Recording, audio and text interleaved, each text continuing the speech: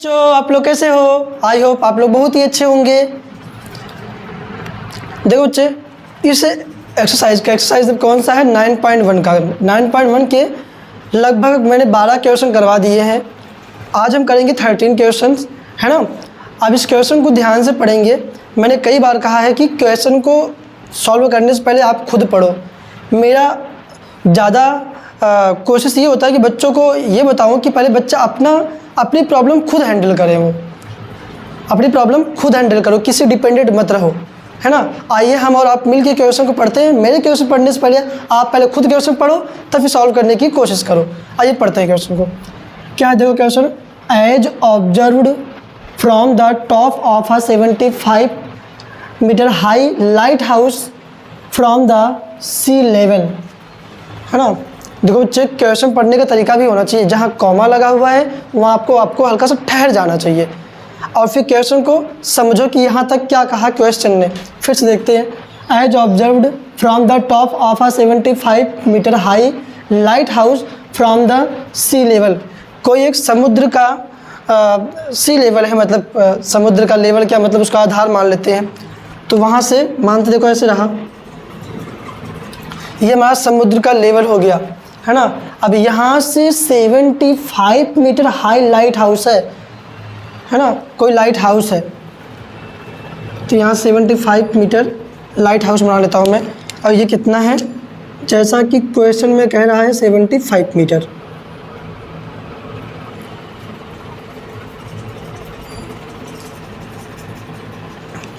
है ना। देखो बच्चों, कोई भी क्वेश्चन इतना बड़ा नहीं होता है जो आपको प्रॉब्लम क्रिएट करे, है ना। क्वेश्चन को कई बार पढ़ो, है ना। अब देखो मैंने क्या पढ़ा कि observed from the top of a 75 metre high lighthouse है from the sea level. Sea level ये है, यहाँ से 75 मीटर ऊंचा। अब आगे पढ़ते हैं। Angle of depression of two ships are 30 degree and 45 degree. अब बच्चे आके यहाँ पे कई बार मैंने देखा है, कई बार यहाँ पे कन्फ्यूज कि यार द एंगल ऑफ डिप्रेशन ना, एंगल ऑफ डिप्रेशन मतलब क्या, ऊपर से नीचे को देखना, अवनमन कोण, है ना, अवनमन कोण। तो ऊपर से नीचे की तरफ देखते हैं। The angle of depression of two ships, यहाँ मानते हैं यहाँ पे एक शिप, एक जहाज यहाँ पर है, दूसरा जहाज यहाँ पर है, ऐसा मान लेते हैं ये जहाज है, शिप्स है। एक जहाज यहाँ पे है, एक जहाज यहाँ पे है ना। तो ये बोल रहा है कि एक जहाज से 30 डिग्री कोण बनाता है और दूसरे जहाज से 45 डिग्री कोण बनाता है। अब बच्चे, मैं ये नहीं कह रहा सारे बच्चे ऐसे होते हैं, लेकिन कुछ बच्चे ऐसे होते हैं क्या कहेंगे कि 30 डिग्री यहाँ बनाए कि 45 डिग्री यहाँ बनाए, कि 30 यहाँ बनाए कि 45 यहाँ बनाए। तो मैं आपको बता देना चाहता हूँ, जब कभी भी कोई लाइट हाउस हो या पे कोई यहाँ परपेंडिकुलर हो, मतलब कि लंब हो, यहाँ जो सीधा खड़ा होता है ना, उसकी तरफ आप जितना जाएंगे एंगल उतना बढ़ता जाता है, और उससे जितना दूर जाएंगे एंगल उतना घटता जाता है ना। एंगल उतना घटता है। मेरी बातों को समझो ध्यान से, इधर उधर ध्यान ना भटकाओ, बस मन लगा कि यहाँ पे वीडियो को देखो। यहाँ पे देखो ये लाइट हाउस है, इसकी तरफ जितना भी जाएंगे। अभी इस क्वेश्चन में लाइट हाउस दे रखा है, हो सकता है अगले क्वेश्चन में कुछ और दे दे, कोई बिल्डिंग दे दे, कोई पोल दे दे, कुछ भी दे सकता है। तो यहाँ से इसकी तरफ जितना जाओगे उतना एंगल बढ़ता है। इसने बोला कि एंगल ऑफ डिप्रेशन कैसे बनता है, ऊपर से। अभी यहाँ पे कोई एक व्यक्ति बैठा है ना, ये देख रहा है, एग्जामिनर को दिखाना पड़ता है बच्चे एंगल ऑफ डिप्रेशन। अब देखो मैंने यहाँ से एक लाइन खींचा, यहाँ पे बाहर शिप के आगे निकल गया है ना मेरा लाइन।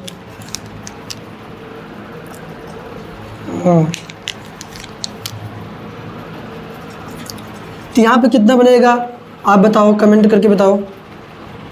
अरे यहाँ पे कितना बनेगा, मैंने क्या बोला, जितना आप पोल की तरफ या लाइट हाउस की तरफ बढ़ते जाएंगे उतना एंगल बढ़ता आएगा। मतलब कि यहाँ पे 45 होगा और यहाँ पे 30 डिग्री होगा। बच्चे ये फंडा आपको हर एक क्वेश्चन अपनाने हैं, इस एक्सरसाइज के सारे क्वेश्चन में से अपनाने हैं। अगर आप किसी कॉम्पिटिटिव एग्जाम की तैयारी कर रहे हैं, वहाँ पर भी सारे क्वेश्चन पूछता है, वहाँ पर भी आप ये फंडा अपनाएंगे। Clear to you? आप ध्यान से देखो, यहाँ तक फिगर बन चुका है हमारा, है ना। एंगल ऑफ, इसने क्या बोला, एंगल ऑफ डिप्रेशन बोला, अवनमन कोण बोला है। तो यहाँ से लेके इसने यहाँ देखा होगा, तो यहाँ से बन रहा है ना, यहाँ से तो कितना कोण होगा ये 45 का। इसको भी थोड़ा बड़ा बना देता हूँ, पहले इसको देख लेते हैं। इसका कितना है 30 डिग्री और इसका कितना होगा 45 डिग्री। अवनमन कोण है ये, एंगल ऑफ डिप्रेशन। देखो बच्चों, मेरा वीडियो थोड़ा लंबा जरूर होता है, लेकिन मेरी कोशिश ये होती है कि इस क्वेश्चन के, किसी भी क्वेश्चन के कोई भी पॉइंट ना छूटे जिससे कि बच्चे कंफ्यूज हो जाए। कोशिश मेरी ये होती है, लेकिन पढ़ाते वक्त समटाइम्स ये होता है और भी चीज़ें दिमाग में चल रही होती हैं तो शायद कुछ बातें छूट जाए, लेकिन कोशिश ये होती है कि आपको पूरी बातें समझ में आए मैथ की, है ना। तो मैंने क्या बोला कि अवनमन कोण है, एंगल ऑफ डिप्रेशन है, तो यहाँ पे 30 डिग्री कोण बनता है जब जहाँ पे सिर्फ एक सिर्फ जब यहाँ पर है, जैसे इसकी तरफ बढ़ता है तो वो एंगल बढ़ता आएगा, है ना। देखो तभी यहाँ पे 90 डिग्री है तो यहाँ पे क्या 30 से 20 हो जाएगा क्या, नहीं बल्कि बढ़ता आएगा। 90 डिग्री यहाँ पे तो बनता है, आपको ही पता है, राइट एंगल ट्रायंगल है ये, बढ़ता आएगा। तो आई होप गेटिंग। अच्छा, मैंने यहाँ पे 30 था, यहाँ मैंने 30 कर दिया, यहाँ पे 45 या 45 कर दिया मैंने। क्यों, ये बात शायद और किसी और कहीं पर ना बताया जाए, लेकिन मैं बता रहा हूँ आपको, है ना। ये होता कैसे, 9th क्लास, आपने 9th क्लास पढ़ा हुआ लाइन्स एंड एंगल्स में, है ना। लाइन्स एंड एंगल्स में चैप्टर पढ़ा होगा। अगर दो लाइन है, ऐसे पैरेलल लाइन है, उनके बीच में कोई एक ट्रांसवर्सल लाइन जा रहा है, ऐसे ट्रांसवर्सल लाइन जा रहा है, जिसको बोलते हैं, हिंदी मीडियम में बताता हूँ मैं। दो समांतर रेखाएं हैं, अगर उनके बीच से ऐसे ही ना तिर्यक रेखा आता है, इसको बोलते हैं तिर्यक छेदी रेखा, है ना, ट्रांसवर्सल लाइन। अगर ये जा रहा है तो यहाँ के एंगल इसके बराबर होंगे और ये वाले एंगल इसके बराबर होंगे, है ना। ऐसे भी समझ सकते हो। और दूसरी बात मैंने बताया भी है कि जेड की तरह कोई आकृति बनी हो, फिगर बना हो, या एन की तरह कोई फिगर बना हो, एन की तरह, तो ये आपस में क्या होते हैं, इक्वल होते हैं, बराबर होते हैं। अगर यहाँ पे पी है तो यहाँ पर पी होगा, है ना। यहाँ पे अगर एस है तो यहाँ पर भी एस होगा, है ना। तो ये सारी चीज़ें क्या है, इक्वल होते हैं। इसका नाम क्या होता है, अल्टरनेट एंगल, जिसको बोलते हैं एकांतर कोण। I hope you are getting clear to you. यही सा है ये चीज़ें। अब आते हैं, बस फिगर बन चुका है, बस मैं सॉल्व करने दे रही है। इसने क्या कहा है, आगे देखते हैं। If one ship is exactly behind the other on the same side, ये बना तो दिया है मैंने पहले से ही। क्या, एक जहाज दूसरे जहाज के ठीक एग्जैक्टली बिहाइंड, एक जहाज दूसरे जहाज के ठीक पीछे हो, है ना। तो सेम साइड हो, एक ही तरफ, ये नहीं कि एक तरफ इधर जा रहा है, एक तरफ इधर, उधर से आ रहा है, जैसे ऐसा कुछ नहीं है। जो लाइट हाउस उसकी एक ही तरफ से, वन साइड, देखो लिखा है ना, on the same side of the light house find the distance between the two ships. हमें इसके बीच की दूरी निकालनी है। आप कहोगे सर इसके बीच दूरी क्यों नहीं निकालेंगे, यहाँ पे जहाज़ थोड़ी ना है। इसने बोला है कि टू शिप्स, तो एक जहाज़ यहाँ पर, एक जहाज़ यहाँ पर है ना भाई, तो इसके बीच में तो निकालेंगे, यहाँ थोड़ी नहीं निकालेंगे। मुझे पता आप लोग समझ रहे हो, लेकिन तभी मैं समझा रहा हूँ ताकि आपके दिमाग बिल्कुल भी ना, ए बी नाम देता हूँ मैं, सी और ये डी, है ना। सॉल्व करने की कोशिश करते हैं। देखो भाई, आपने ये पढ़ा होगा क्या, पंडित बद्री प्रसाद हर हर बोले सोना चांदी तोले। मैंने बहुत सारी वीडियो, मतलब 9.1 की जितनी मैंने क्वेश्चन करवाया मैक्सिमम मैंने बता रखा है, आधी वीडियो चाहे बताया होगा, लेकिन बता रखा है मैंने, तो आप देख लेना। वैसे ये फार्मूला होता है ना। अब देखते हैं यहाँ से,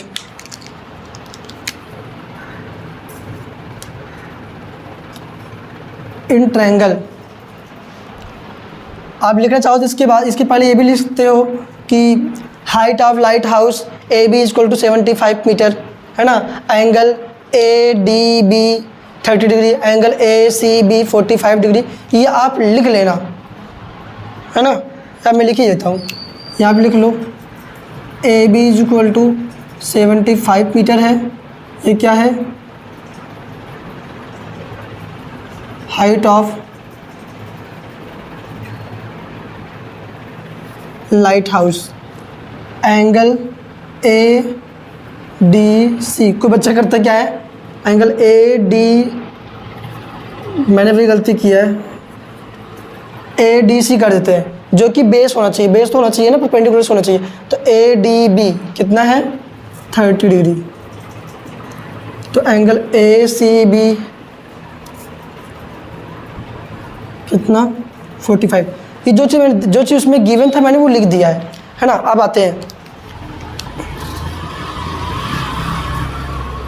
इन ट्रायंगल, पहले वाला ट्रायंगल लेते हैं। 2 ट्रायंगल बन रहे हैं, देखो इसमें मैं इस क्वेश्चन को 2 स्टेप में सॉल्व करूंगा। मैं एक बार ये वाला ट्रायंगल लूँगा, उसके बाद फिर ये पूरा ट्रायंगल लूँगा। तो छोटा वाला ट्रायंगल नाम बताओ क्या है? ट्रायंगल ये ABC, triangle ABC। Triangle ABC में देखते हैं, ट्रायंगल ABC। तो क्या होगा यहाँ पे? देखो परपेंडिकुलर अपॉन में बेस, परपेंडिकुलर मतलब लंब बटे में आधार, ये आधार है, लंब बटे आधार। लंब बटे आधार किसका होता है? tan थीटा का होता है। तो ये रहा tan थीटा। परपेंडिकुलर अपॉन में बेस, इसको P बोलते हैं, इसको B बोलते हैं, बेस, है ना। तो यहाँ पे ऐसे मौके पे ना ये भी tan 45 डिग्री इक्वल टू कितना होगा? परपेंडिकुलर अपॉन में बेस है, तो परपेंडिकुलर कितना है 75, देख लो 75। मैंने ट्रायंगल कौन से लिए थे? ABC। तीसरे वाले देखेंगे ABC, ये वाला ट्रायंगल है ABC। इस वाले ट्रायंगल में, इस वाले ट्रायंगल में कितना है 45 है, और P की वैल्यू कितना है परपेंडिकुलर 75, और B के लिख दो BC, ये वाला निकालना है। tan 45 की वैल्यू 175 अपॉन में BC, इसके अपॉन में 1 मान लो, इसका मल्टीप्लाई यहाँ पे, इसका मल्टीप्लाई यहाँ पे। तो BC का मल्टीप्लाई 1 करो, BC बन जा BC, 75 बन जा 75 मीटर, है ना। इतना हो गया ये। तो ये BC की वैल्यू निकल के आया, क्या ये BC की वैल्यू निकल के आया। अब आते हैं ट्रायंगल, ये हो गया। अब बड़ा ट्रायंगल, बड़ा ट्रायंगल नाम क्या था? ABD। फिर से देखो ABD बड़ा ट्रायंगल है, तो ट्रायंगल ABD। तो इसमें क्या होगा? वही होगा, देखो परपेंडिकुलर अपॉन में बेस, तो tan, इस बार एंगल क्या लेंगे 30 डिग्री लेंगे, क्योंकि पूरा बड़ा वाला ट्रायंगल है ना, बड़ा वाला ट्रायंगल। तो tan 30 degree is equal to perpendicular upon में बेस, बेस ये है ना, बड़ा ट्रायंगल आएगा तो पूरा बेस आएगा, पूरा आएगा आधार, ये भी आएगा, ये भी, मतलब इस पूरे का नाम क्या होगा? BD होगा। परपेंडिकुलर अपॉन में बेस, तो यहाँ पे 75, ये बेस कितना है BD, है ना, कितना है ये BD। तो tan 30 की वैल्यू √3 होता है, याद कर लेना बच्चों। tan 30 की वैल्यू, tan 45 की वैल्यू सभी याद कर लेना इसे। 75 अपॉन में BD, इसका मल्टीप्लाई यहाँ पे, इसका मल्टीप्लाई यहाँ पे।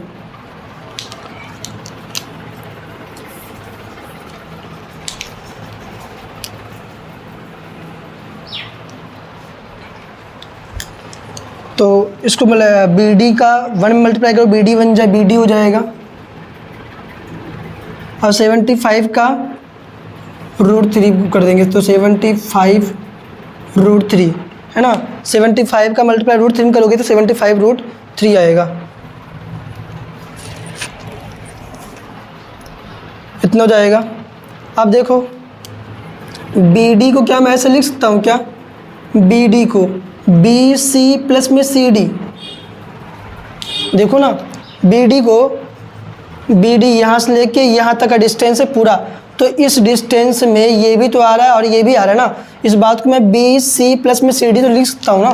तो यहाँ से BC प्लस में CD, BD की जगह मैंने लिखा है BD की जगह पर, और ये कितना है 75 √3। समझ में आ रहा है नहीं आ रहा, है ना। BD है, BD, इसके अंदर BC और CD। ये उन बच्चों के लिए बोरिंग लग रहा होगा जिनको आ रहा है, लेकिन मैं उन बच्चों के लिए तैयारी कर रहा हूँ, तैयारी करवा रहा हूँ, ताकि जिनको बिल्कुल भी नहीं आ रहा है, बेस भी सही क्लियर नहीं हो रहा, मैं उनके लिए खड़ा हूँ बच्चे। तो आप देखो यहाँ पे BC प्लस में CD। अब यहाँ से देख लो, यहाँ से इसको कर लेते हैं। BC की वैल्यू कितना फाइंड किया है यहाँ पे? BC की वैल्यू 75 है, है ना। तो यहाँ से लेते हैं b = 75, इसको मैं फर्स्ट इक्वेशन मान लेता हूँ। अच्छा, फर्स्ट इक्वेशन क्यों माना, हमें पता तो होना चाहिए कहाँ से आया है ये। तो b की वैल्यू कितना है यहाँ पे 75, b की वैल्यू 75 प्लस में CD = 75√3। यहाँ पे बता दो कि ये 75 कहाँ से आया, लिख दो equation from equation first, from equation first, equation first से आया है ये, जो बी सी वैल्यू निकाला, ये बी सी वैल्यू। सॉल्व करते हैं, CD को यही रहने दो, ये 75√3, ये 75 प्लस में है, इक्वल की साइड में लाओगे तो माइनस में 75, CD = देखो बच्चे 75 यहाँ पर है √3, ये माइनस में 75 है, तो दोनों में है ना, दोनों में 75 है, तो इसको कॉमन ले लेते हैं हम लोग। कॉमन किससे बोलते हैं, जो दोनों में मिलता हो। तो 75 दोनों में आ रहे हैं तो कॉमन लिया, यहाँ कितना बचा √3 माइनस, यहाँ पे इसको हटाया है मैंने, 1 बचा। कितना है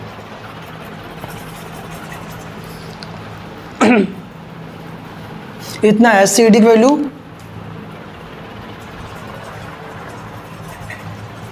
CD वैल्यू इतना है ना। देखो CD वैल्यू ये ना 75 मैंने कॉमन लिया, √3 माइनस में 1, √3 माइनस में 1 ये है। अब देखो पूछ क्या रहा था, find the distance between the two shifts. तो यहाँ लिख लो, आपका आंसर आ गया मेरे ख्याल से, आंसर यही है। देयरफॉर द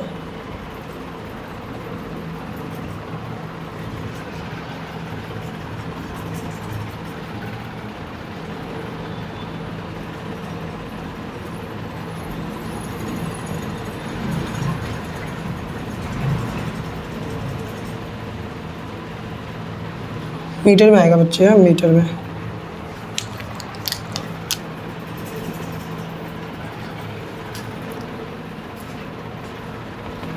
ना बच्चों, आ गया हमारा आंसर। तो दो जहाज़, देखो CD की वैल्यू आया ना, CD एक जहाज़ यहाँ पर था, एक जहाज़ यहाँ पर था, एक सिर्फ यहाँ पर, एक सिर्फ यहाँ पर था, उनके बीच का डिस्टेंस हमने फाइंड कर दिया है। बस हमारा सारा क्वेश्चन यही था। क्या मुश्किल काम था इसमें, कुछ भी नहीं था बच्चे। मेरी मम्मी भी कहती हैं, इतनी पढ़ी लिखी तो है नहीं, लेकिन तभी भी कहती, जब मैं छोटा था तभी मम्मी कहती थी कोई चीज़ समझ में नहीं आ रहा, बार बार पढ़ो, बार बार पढ़ो, बार बार पढ़ो, आ जाएगा। सोचो जब उनको इतनी समझ है पढ़ाई में, तो यार वो बातें मैं आपसे भी कह रहा हूँ कि जब कोई प्रॉब्लम आए उसको बार बार देखो तो प्रॉब्लम हवा लगने लगता है यार। जिस डर से आप डरते हो, अगर उसका सामना नहीं करोगे तो दिक्कत में आ जाएगा, वो आपको और डराएगा। बार बार पढ़ो, आपको ये आ जाएगा। ऐसा और भी चीज़ों में लागू होता है। आई होप समझ में आ रहा होगा। लेकिन एक बार मैं दोबारा हल्का समझाना चाहता हूँ। एक लाइट हाउस है एक ही तरफ दो जहाज है, एक इस पोजीशन पे, एक इस पोजीशन में, नाम आप कुछ भी दे दो, PQRS ABCD कुछ भी दे दो। तो एक जहाज दूसरे जहाज के ठीक पीछे है और नंबर यहाँ से खड़ा एक व्यक्ति देख रहा है दोनों जहाज़ों को। जब पहले वाले जहाज़ को देखता है, क्योंकि जहाज जब दूर था ना, तो कम एंगल बनेगा। जितनी उसके पास में आता है, जैसे आदमी यहाँ खड़ा होगा इस लाइट हाउस के ऊपर, तो पास में आता आएगा तो 45 डिग्री का बनेगा। क्यों? क्योंकि मैंने बताया पहले वीडियो शुरुआत में बताया था कि यहाँ से एंगल बढ़ने चालू हो जाता है, तो यहाँ 45 आया। बस ये जब फिगर बना तो मैंने ये कर दिया, बता दिया मैंने, सारी आपको कर दिया। अगर इसके बाद समझ में नहीं आ रहा, कमेंट करना, मैं आपको जरूर इसका और दूसरा तरीका बताने की कोशिश करूँगा। थैंक यू सो मच बच्चे, पढ़ाई करते रहे मन लगा के।